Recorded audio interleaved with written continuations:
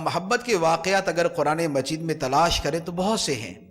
جن میں معروف واقعات میں سیدنا ابراہیم خلیل اللہ علی نبینا وعلیہ الصلاۃ والسلام کا واقعہ کہ اللہ تبارک و تعالی نے حکم دیا اپنے بیٹے کو اپنے ہاتھوں سے ذبح کر دو، گردن کاٹ دو۔ بڑھاپے کی اولاد،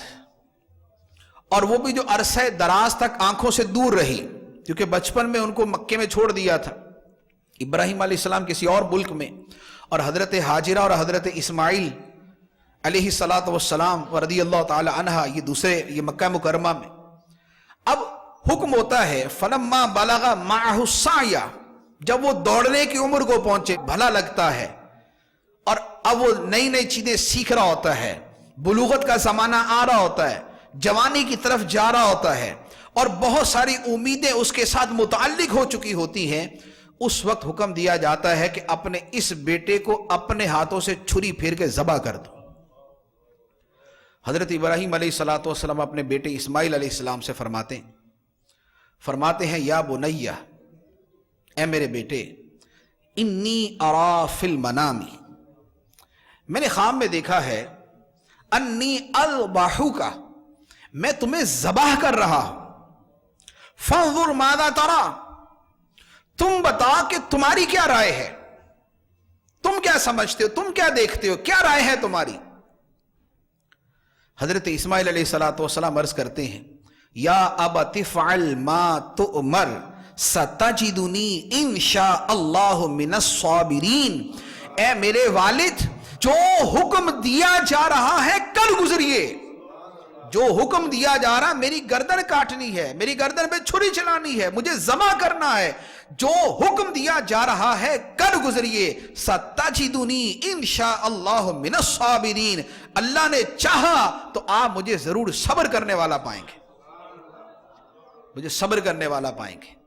یہ دونوں کی محبت الہی ہے، باپ کی خدا سے محبت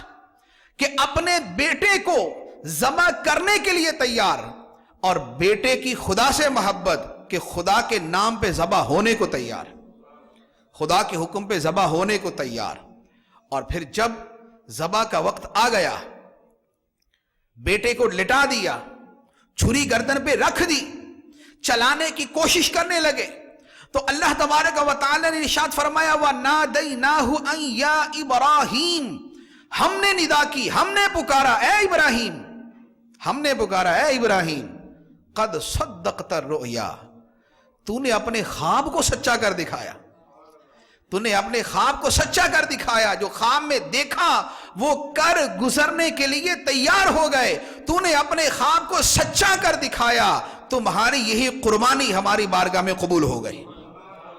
وَفَدَيْنَاهُ بِذِبْحٍ عَظِيمٍ، اسماعیل کو بچا لیا، خدا نے اپنی طرف سے وہاں پر دمبا بھیج دیا، منڈا بھیج دیا، اور اسے ذبح کر دیا گیا، اور فرمایا کہ سلام علی ابراہیم، سلام ہو ابراہیم پہ، وَتَرَكْنَا عَلَيْهِ فِي الْآخِرِينَ، اب پیچھے آنے والی ساری نسلوں کے اندر ابراہیم کا اچھا تذکرہ ہم نے رکھ دیا۔ اب نسلیں آتی جائیں گی، قومیں آتی جائیں گی، مذاہب آتے جائیں گے، ابراہیم علیہ الصلاۃ والسلام کی تعریفیں کرتے رہیں گے کہ یہ وہ بندہ تھا جس نے اپنے خدا کی محبت میں اپنے بیٹے کو قربان کرنے سے بھی دریغ نہیں کیا۔ یہ ہے محبت، کہ محبت کے اندر